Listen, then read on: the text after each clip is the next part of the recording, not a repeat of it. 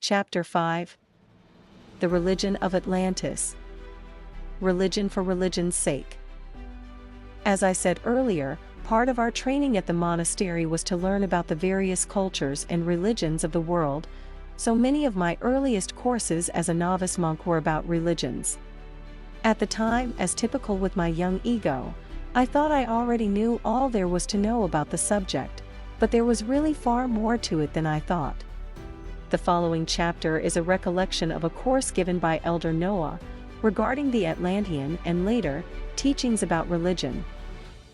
There are a variety of reasons that can be behind the founding of a religion. Some are good, and many are bad. Thus both good and bad religions have been created. There are religions that started as a means for worship, some to help people improve themselves spiritually or otherwise. Others were specifically created just to control and have power over the people. But even many religions that started with good intentions degenerated over time into self-serving power structures whose main function was to control people and make money. How do they control people, other than by peer pressure and trying to convince someone about something with a sermon? They vary in their methods and functions. Most offer their members personal salvation through following the religion's tenets, beliefs, rituals, and dogma. And thus, they insinuate you will not find God or salvation if you don't follow their particular religion. Most also aim to fill an emotional or psychological need in people's hearts and minds. They generally each have their own dogma, answers to spiritual questions about God, who we are, and the rules that we should live by. Some religions control by using people's insecurity, and have even been formed based on the insecurity of an ignorant society. Some were based on fear. There is the fear of hell, religion as fire insurance. There is the fear of God. What exactly do you mean? I said. I was insensitively interrupting him before he was about to explain anyway. I was just getting to that. It is religion that basically comes from the idea of needing to worship and serve a god, or some kind of powerful supreme being, because you actually need to fear him. If you don't, because he is all-powerful and has negative emotional attributes, commits atrocities when angry or jealous, and allows great suffering and disasters when he could easily stop them. So Noah, what you're saying is worshipping that kind of god is not much different than being respectful to, and paying homage and taxes to, an evil king or warlord of the realm, because if you don't, he may come burn your hut or your fields, or kill you or your family, rape your wife, etc. That's an interesting and insightful analogy. Yes, in fact, that is precisely what many religions did, and how they used the concept of God. But as opposed to being just a king or a warlord, people were told it was an all-powerful being, like a super-powered evil alien from outer space, bent on taking over and controlling all the people of this planet Earth. And of course the next step in such a religion is dealing with the abusive power of its leaders. The religion's leaders, being self-appointed representatives of such a god, would even torture and burn people alive for not believing or behaving precisely as they dictated, or precisely as the god they represented dictated that they live. Millions of people have been murdered and tortured as the result of this. Like the Inquisition? Let's just say for now that people throughout time, and of various religions, have used their particular god, or even their particular name for their god, as an excuse to control, torture, and murder. That's one reason we prefer to call God the universal spirit, rather than anything that personalizes or segregates the concept. But there have been legitimate or sincere reasons and beginnings for religions too. Some have been formed based on faith or the moral ideas of the religion's founder. Some have been based on visions or insights of a great spiritual teacher. Unfortunately, when the founding visionary dies, usually dogma and the religion take over. Others provide a more direct means for personal salvation within the framework of dogma. How and why was the religion of the children of the law of one started? A religion that is not a religion. Noah paused and stroked his beard for a moment. While the children of the law of one is a spiritual way, and also a monastic order, I suppose you could say it is somewhat like a religion. But it is not a religion in a couple of very important ways. To start with, none of the above reasons were behind the founding of the children, nor do they play a part in what they teach. There is no control. Not even an attempt to influence, only to educate and reflect the truth. To understand why the children of the law of one was created, and what their foundations are, we need to go back to the beginnings of human life on Earth.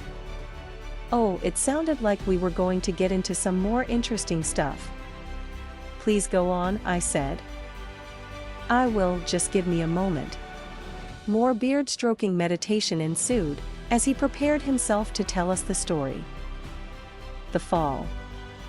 This book devotes an entire chapter to the history of the children of the law of one, from its genesis prior to Atlantis, to the present, directly translated from the ancient texts, and my accounts of recent developments. But in the following segment, Noah just briefly describes the specific aspects of that history which led to the creation of the children. You've heard Darwin, you've heard Genesis. Now you are about to hear another theory, the first one that made sense to me. And according to the Atlantean teachings, Genesis is actually a simplified, loose allegory, based on this. The historical records start with the premise that there is one great being, God/universal spirit, that is all things, including the universe itself. It divides/multiplies within itself to create us. Thus, our history begins with all of us, humans, essentially being part of, and one with God. The records describe us as being spiritual or angelic beings, free to roam, create, and enjoy the universe. The teachings go on to say that our beginnings on Earth came in two steps of first wave and second wave of human and semi-human materialization into physical bodies on Earth. At the time, we had the ability to instantly alter our vibration and instantly create anything we desired with a mere thought. It was in this way that we thought ourselves into matter, into material existence on Earth, which began our fall from our angelic state and oneness with God. You have probably heard of mythological beings such as the Minotaur, Centaur, Mermaid, etc. The Minotaur had a bull's head and a human body, the Centaur, a human head and torso with a horse's body. You may also have seen pictures of Egyptian gods with animal heads and human bodies, or animal bodies and human heads, like the Sphinx. In the Pacific regions, ancient drawings and carvings of bird-headed humans can be found on both sides of the ocean. Why do you think so much of this exists? Many legends and myths have some foundation in fact, and this is no exception. The ancient teachings from Atlantis reveal that such creatures did indeed exist, and that their origins were not what you might expect. They were the fallen angelic beings from the first wave of materialization on Earth. Fallen angels? You mean like Lucifer? Well, yes and no. You have a misconception of sorts. That is a personalized concept from the allegory. The first wave of materialization was a terrible mistake. Authors note, this will be explained in greater detail in the history chapter. The first wave beings materialized as partly human/partly animal creatures. This is why in the story of Lucifer, or the various creatures that were called devils or demons or whatever, they appear as horned, cloven-hoofed creatures with tails. The fact is, they were part goat. This is why goats have become associated with the devil also. But evil is an entirely different matter. Think not that evil does not exist. But true evil disguises itself and points the finger at innocence. So Lucifer was not evil? Not initially. The stories you have heard have become terribly mixed up. Even the Bible originally paints him as a great angel. But there was no rebellion or defiance against the will of God until after this fall, not prior to the fall as is often depicted. It was just a mistake at first. Try telling one person in the meeting hall a story, and ask him to repeat it quietly to the next, and the next person to the next, until it comes back to you. By the time you hear your original story, it will not even be recognizable. That is why our teaching methods are so stringent. We must keep the truth straight and consistent, and this has been assured by our forebears. Getting back to the primary teaching today, there were more fallen angels than Lucifer, and they took many different part animal forms. For ease of description, we call the part human, part animal beings that fell into physical vibration or matter during the first wave of materialization, hum animals.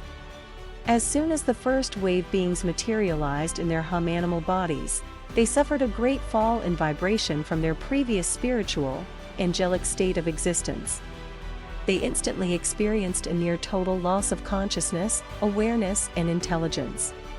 In less than the twinkling of an eye, the consciousness that just moments before had encompassed the entire universe and experienced oneness with the universal spirit/God was virtually gone. The new limited consciousness of these pitiful creatures trapped them on the physical plane of the earth, where they had to live in ignorance with their animal-like intelligence and awareness. They were suddenly isolated from universal/God consciousness and trapped in the lonely anguish of separate consciousness. This separate consciousness gave birth to a sort of separate free will, which was ignorantly used selfishly, rather than in harmony with the will of God. Ultimately, they would also be trapped in slavery. Evil is spawned by selfishness, but later, even greater degrees of evil came about, which we will discuss more later. Yet all selfishness and evil has since mistakenly been blamed on these poor unfortunate first waver humanimals. To be sure, some had horns and tails and cloven hoofs, but they have been used as scapegoats and diversions in order for others, including regular humans, to avoid taking personal responsibility for the real evil, the real devil, which is the selfishness living inside each human who maintains separate consciousness from the oneness of God. Other novice monks in the class, including me, immediately responded with a flurry of questions. What do you mean? How can this be? How did it happen? Slow down, Noah said. One question at a time, please. All will be answered in time. Remember, we were spirits only. Very fine, high-frequency vibrational beings, with no experience in this physical realm. These hum animals came upon their terrible fate because of a rapid, uncontrolled slowing down of their vibrational frequencies, for purposes of materialization of their spiritual selves into the material plane of the earth. It occurred in a way that cut them off from their normal consciousness, like changing the dials on a radio to an area of radio frequency that had nothing to receive. Their internal radio of consciousness was no longer tuned into God. It was a materialization that went too far, too deep, into the dense, slow vibrations of the physical plane.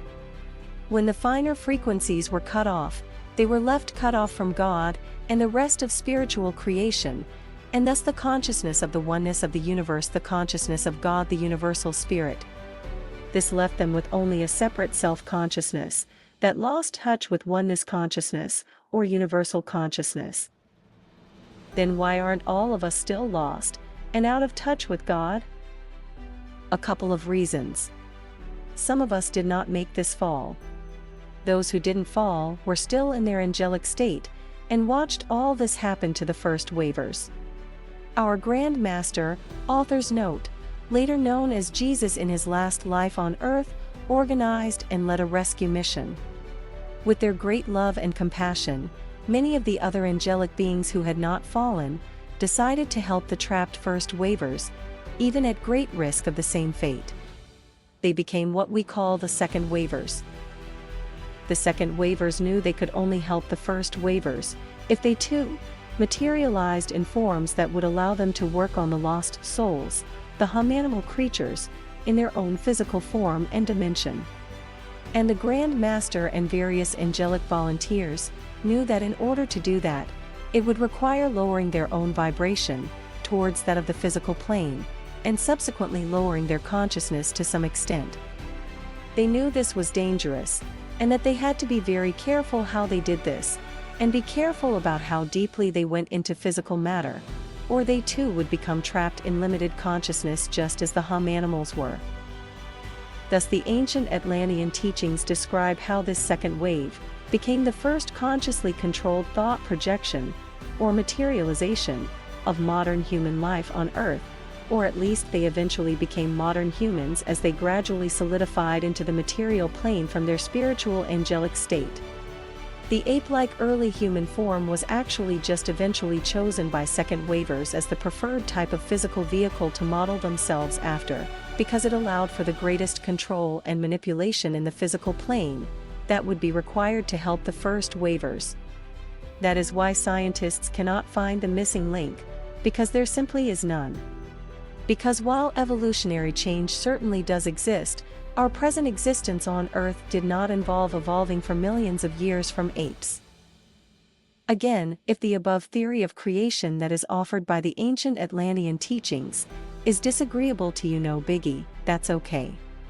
There are all kinds of theories of creation that people are very intense and pushy about. We aren't. Scientists are supposed to stay objective and stick to proven facts, and if they can't present absolutely proven facts, they are supposed to present their ideas as theories, and only as theories. Yet many alleged scientists have sneakily insinuated and taught the theory of evolution of humans from apes as fact, even when they have a huge gap, a huge missing link in their theory. They have not found a direct ancestral lineage of modern man that connects the whole evolution of apes and cavemen types of semi-ape, semi-humans. And on the flip side of the evolutionist theories, many religions have followers, and thus money and power at stake. Unlike both of those categories, we have nothing at stake, nothing to prove, nothing to lose or gain, since we don't make money or get power from the teachings we present.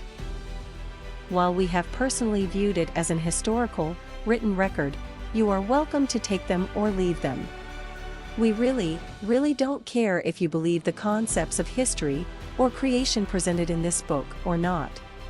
If it rings the bell of truth for you, fine. If it doesn't, that's okay too. We obviously can't prove ancient history, nor do we feel it is important. It isn't important. We really, truly, don't care about any of those intellectual ideas, theories, or concepts. We do care about the reality of human life and suffering now. The things that really impact everyone's lives on Earth.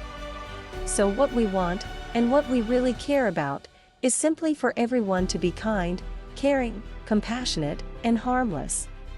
Is it really too much to ask, even if you believe you are descended from an ape? Is it really too much to ask if you believe God created you out of Adam's rib? Who cares? We don't think it's too much to ask. Regardless of what you believe, don't believe, or have faith in, or don't have faith in. The same goes for everything else you read in this book. Who cares? Be nice. Let's all be real, caring friends and family. The creation of the children of the Law of One. Before Noah could catch his breath, I began my eager questioning again. So the second wave of materialization began as a rescue operation of sorts to save the hum animal beings who fell in the first wave? Please tell me more about who organized this, and how could they do anything about it? Who we will discuss later. Please just let me finish relating this part of the teachings. In order to accomplish this rescue, as you called it, two things had to be done. 1. Methods had to be devised that would help the hum animals regain their spiritual consciousness and awareness of oneness with the universal spirit, and 2. Methods had to be devised for the second wavers to maintain their spiritual consciousness and awareness of oneness with the universal spirit. To both these ends, second wave beings founded the spiritual path of the children of the Law of One, and created the methods and teachings that are still in use and valid today. Thus, the spiritual order of the children of the Law of One was founded with a very specific and unique purpose. And while this order included aspects of what would later become numerous religions, the children of the Law of One was unlike any other religion that would ever appear on Earth. and remains so. It was not created to fill a need in people's hearts and minds, nor to strike fear into their hearts, nor to worship anyone or anything, nor to answer the spiritual questions that arose in the spiritually ignorant masses, nor to control those masses. It was created before all those issues even existed. So the children are not really a religion in a sense? No. By many modern definitions, it could be considered such. But again, the whole point of the children's materialization was to rescue their trapped kin, by returning the first wavers to their angelic state of existence and awareness, universal consciousness. Thus the whole point of the children's spiritual path was to be able to enter the material plane so they could help the first wavers, while maintaining their own spiritual consciousness and angelic state, so they wouldn't get trapped also. If I may continue. Falling again. As the second wave rescue mission gradually descended into materiality and human form, some of them, lured by selfish desires, turned away from the children's spiritual path. They then lost spiritual awareness and separated from oneness with God. Ultimately, this division created two religious or philosophical groups in Atlantis with very different purposes and politics: the sons of Belial and the children of the Law of One. The sons of Belial mimicked the children in many ways, even in the sense of being spiritual or religious. But their religious practices were mockeries of true spirituality, phony, empty, and self-serving.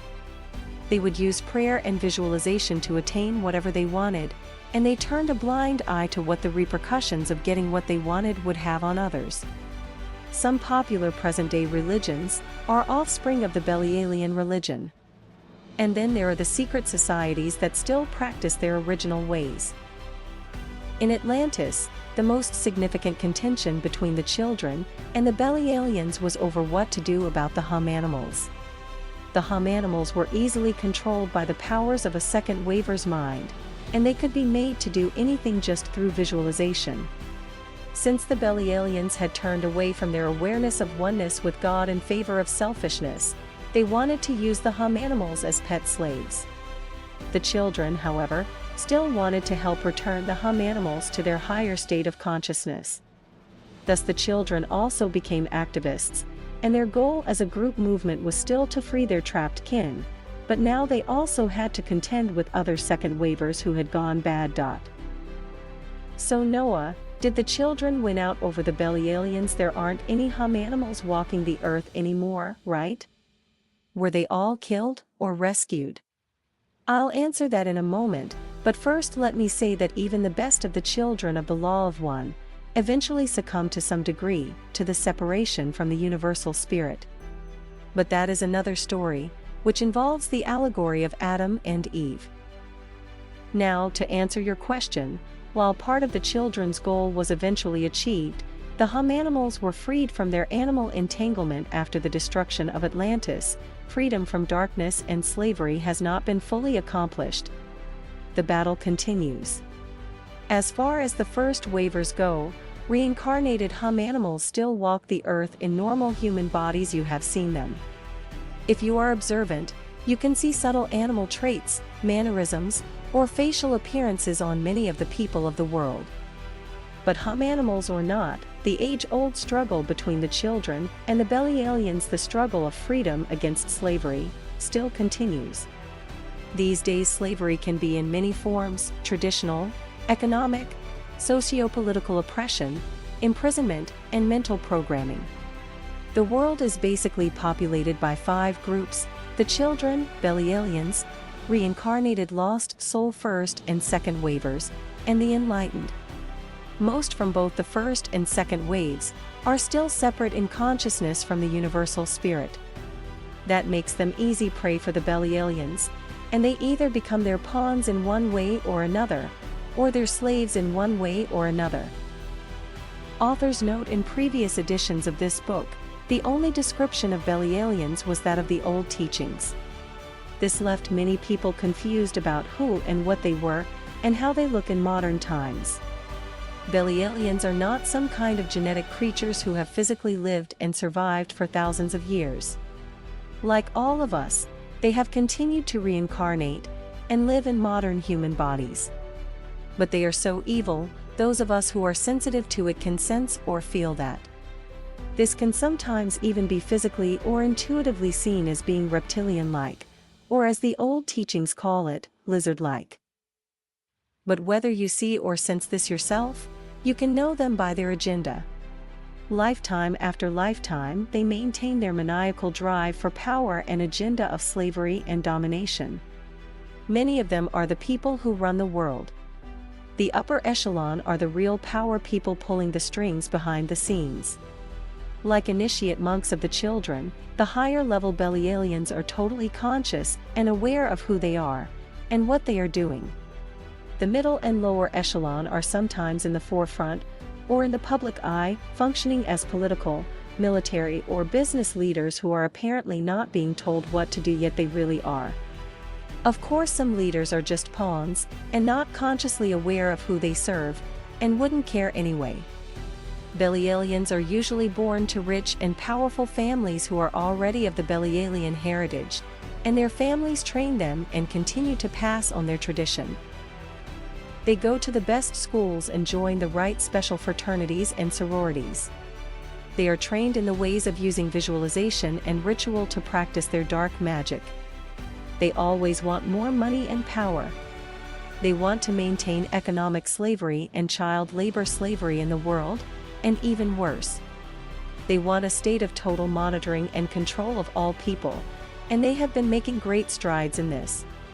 They will use physical force to dominate and control if necessary, but mental programming through education, media, peer pressure, or other means, has been extremely successful, and parents continue to pass their own programming on to their children also. Examine world history, and you see these struggles continuing through time, entire groups of evil oppressors trying to enslave. We have continued to fight them, and they continue to fight us. Just as many of the scientific advances have come from reincarnated Atlantean scientists, so too have those with thirst for power and control at any cost come from reincarnated Belialians. They continue to develop more sophisticated ways to keep people under their control. So how do you identify them?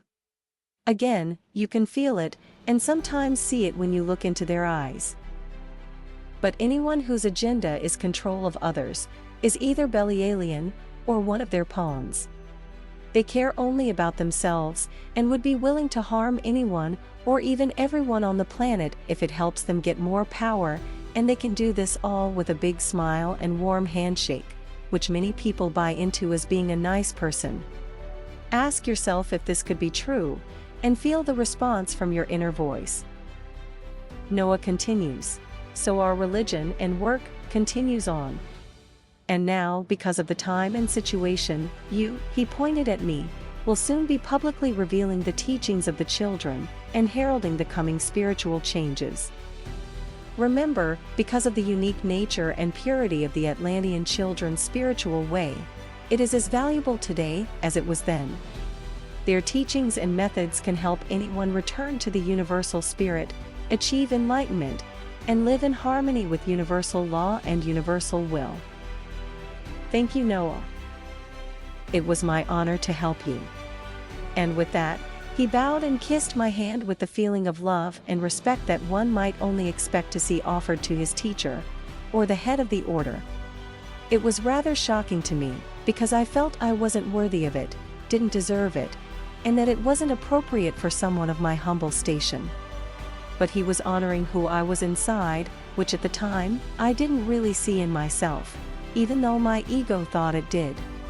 Nevertheless, it was there, just waiting to manifest. Author's note: now, as I deal with my students and others, I also see who they really are inside their potential and support that. We relate to that as well as their present level of consciousness.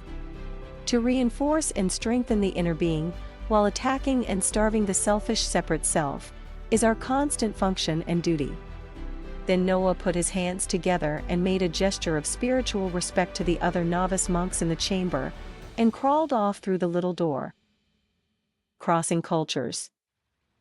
The next day, Noah discussed more about different cultures, and the religions or spiritual traditions of various cultures. Some spiritual traditions are so rooted in the culture they are from, that people from foreign cultures or lands find them difficult to adapt to. Sometimes there are even language barriers and cultural customs that have become part of the religion. For instance, some paths require learning or chanting in Japanese or East Indian languages, rather than translations of those languages. Many require performing or participating in rituals that are unique to a foreign culture, even though they evolved specifically because of those cultures. While some paths have legitimate reasons for such things, most do not, and their requirements are limiting, and often nothing more than dogma and cultural bias. Boy, I can relate to that, Noah. A year or so ago, I entered a Zen monastery in the US for about 6 months. And they did everything in Japanese, and in Japanese style, and wouldn't explain to me what the translations of the Japanese chants were. Even still, I liked a great deal of it, and I definitely got something out of it, but it just wasn't ultimately my right path. No. It is a very good path, but clearly, this is yours. If for no other reason than to teach me patience. What? I was just joking, younger brother. You had a good point. It's just that you are here for me to learn some things, just as I am here for you to learn some. But you are ultimately here for the world, more than I. But let me get on with what I was saying. Unlike other traditions and religions, our spiritual and philosophical teachings lack any emphasis on religious dogma, and have no cultural embedding. The teachers are from every part of the world. And the universality of the teachings and methods easily adapt to those individuals from any culture, who have an open mind, and are truly spiritually inclined.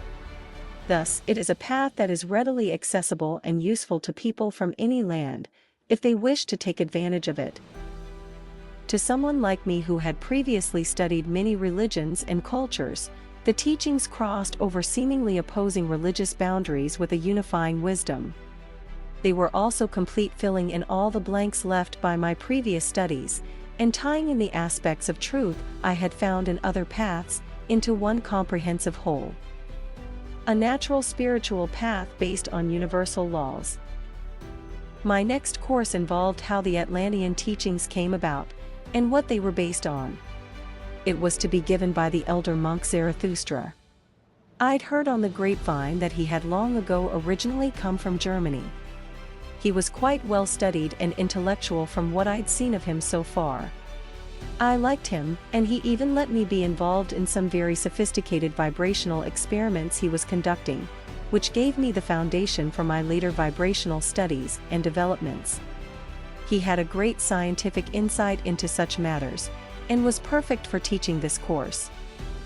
The beliefs and teachings that the children of the Law of One had, and have, were not formed based on faith. Most of the basis of them came from Atlantis, and thus to us, our knowledge, philosophies, and practices are simply gleaned from the scientific facts of universal laws that govern all things in the universe, including the use of the mind and energy.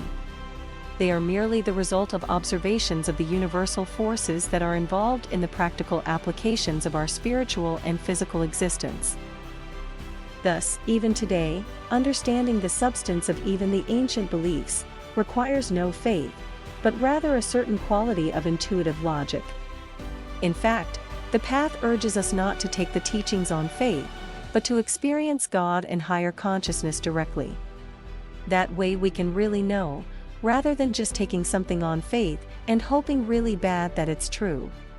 There is no more powerful way to change your life in a real and lasting way than to directly experience universal consciousness, and thus experience and know oneness with the universal spirit/God. The teachings both give us methods to expand our awareness and directly experience God and universal consciousness, while also explaining to us the effects of universal laws in simple terms, even if the law itself is difficult to understand. That statement was difficult to understand. Novice Vicente said. Okay. For instance, you may not understand the complex laws of gravity that physicists grapple with, But you can understand how Newton's observation of an apple falling from a tree led him to a scientific conception of what goes up must come down. Right? Yes. More simply still, your own experience with the law of gravity has taught you about the effects it has on your life. For instance, you wouldn't ignore the law of gravity and walk off a 30th floor balcony, yet how many people ignore even more important universal laws, because they don't really understand their effects factually.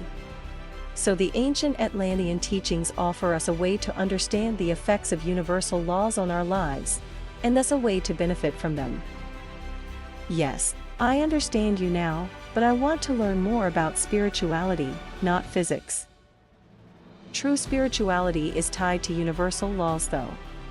And if you want to consider that just plain physics, fine. But this scientific approach doesn't mean that the path of the children is a cold and clinical one. Far from it. Nowhere else will you find more emphasis on compassion and love. Instead, the scientific basis in the teachings makes the ways and beliefs of the children of the law of one more simple and unique. As opposed to other religious orders, it is a natural religion, or more appropriately, a natural spiritual path. It is natural because it is based on nature, not just the nature of this planet, but the nature of the universe. It was founded on an understanding of the way the universe functions, and endeavors to apply the laws and flow that govern it to human conditions. The ways of the children were thus developed to ensure that we are in our proper place in the grand scheme of things. Rather than encouraging blind faith in an unknown God and a dogma, it encourages knowing and experiencing the universal spirit yourself, and becoming one with it.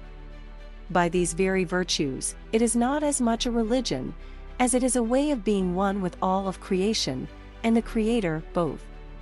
Nor is it just physics by any means. This is not your garden variety religion, and it has a beautiful simplicity to it. Science magic. One morning I decided to explore a bit of the Central Pyramid, just to check out some of this incredible thing. I was walking up one of the chamber halls there, when all of a sudden, I saw a strange moving light coming from a small side tunnel. Before I could even look into it, Zinyu came crawling out. He was one of the initiates at the monastery, an adept monk who was the personal teacher of many of the elder and novice monks who worked with the monastery's energy systems. He was holding a sort of lantern/flashlight, which explained the strange light. From day one, I had heard the phrase science magic used around the monastery. Sometimes it was referring to the monastery's technology, but sometimes it was regarding the creation of our personal lives. But when the term was used in reference to the monastery's technology, it was often used in the same breath as the name of the adept Zinuru. I had also come across references to science magic in the ancient texts in the library, but it had not been explained to me in any of my courses yet, so I decided to ask him about it while I had a chance. I didn't know if he would have the time or inclination to speak to a monk like me, but it was worth a shot. Zinuru, if you have a moment, could I please speak with you? A moment. I suppose I do. Yes. No. It's gone now. Sorry. But yes, I'll speak with you now anyway. Can you tell me about this science magic I keep hearing about? No problem. It has been said that all the teachings of the children of the Law of One are based within science magic. Have you heard that? Yes, I think so. You think so? Very well. Well, they are all based on it. Let me explain the history of that. To our ancestors, what many consider the mysteries of life were not confusing or complex, but simply a matter of applying their understanding of universal laws. I just had a course about that. Good, then you'll save me some time. Our Atlantean ancestors easily manipulated vibration, using thought, within a framework of scientific facts. God and spirituality were not vague concepts. The universal spirit was not unknown to them, or some being that was out there somewhere. And magic and miracles were not just something that existed in fairy tales and religious parables from days gone by. They were the scientific workings of spiritual forces on physical matter. Spirituality, as well as materiality and physical life, were all simply based on scientific facts of universal laws. For instance, they understood that psychic phenomenon, electricity, magnetism, gravity, light, sound, space, time, and such were all related, and aspects of the same thing, and all followed universal laws. The barbarian cultures that lived around us, or came into contact with our ancestors, couldn't understand these things, so they just lumped it all together as magic, some mysterious something that could only be created and wielded by gods, devils, or witch doctors with strange powers and rituals. But what gives anything the appearance of magic? If not deceptive illusions or tricks, what is real magic other than creating or altering energy, and matter which is comprised of energy? So in a very real sense, much of what we do is magic, but it is based in science, not superstition. Thus, science magic is inherent in the children of the law of one's entire approach to life and religion. Visualization, for instance, works like magic. You see it happening and it happens. Visualization is used successfully in everything from Zen archery to healing, and all such things have that appearance of working like magic. Here, let me give you a little demonstration. He had me stand behind him and lift him up by the waist. It was easy. Then he said, "You should be able to do that again, yes?" "Of course," I said. "Then do so." I tried. It was like he was holding heavy weights or glued to the ground. I managed to budge him, but it took all of my effort and strength, whereas it was easy just a moment ago. How did you do that? Simple visualization and energy. One aspect of science magic. You will learn it in time. And if I had wanted to really put my mind to it, you wouldn't have been able to lift me at all. That's incredible. That's nothing. But while our ancestors achieved wondrous things with their science magical tools, it is not any more mysterious to us than defecating is to the uninitiated. To us, this use of the mind to create physical reality is just a simple fact of universal law science, and a very fundamental one. This also applies to everything else in the children's early days on Earth, such as their use of pyramids to provide power to vehicles and buildings without any visible connection. All their understanding of God, spirituality, and the matters of day-to-day life are based in this knowing that real magic is science and real science is magic. This lamp I am holding, for instance. It has no batteries like they use in the outside world, yet it is powered. By what? Something you can't see, and you don't yet understand. Is it magic? I guess so. Is it science? I guess so. Which reminds me, I have some repairs I'm in the middle of. Oh, I'm sorry. Thank you for your time and teaching, Zenuru. Think nothing of it. You're quite welcome.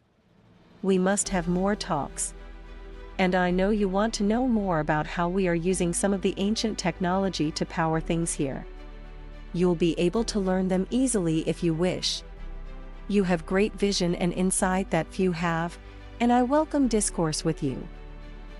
Watch it, you'll get my ego out of hand with comments like that.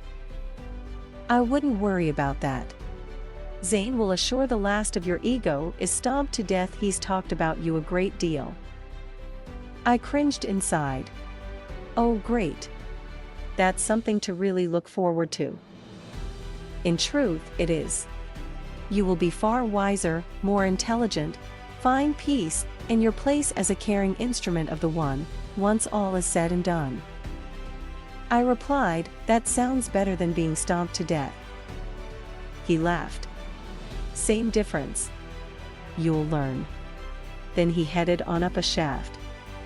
The reality, practicality, and day-to-day practice of science magic by the children give their teachings a substance that is rare in other paths. So while some of the spiritual teachings you will read about here may sound similar to other spiritual teachings, keep in mind that it's possible that they are based on a very different framework of understanding life and living life, a very real and practical framework, not an airy-fairy idea. And that framework can make a big difference. So if you read something that seems like just a religious or spiritual concept, keep in mind that if understood as a whole within the entire framework of the teachings, they are also just a fact of science magic. And in the right hands or right minds in this case, they are each indispensable keys to understanding life, co-creating your world, and living in harmony with the universe.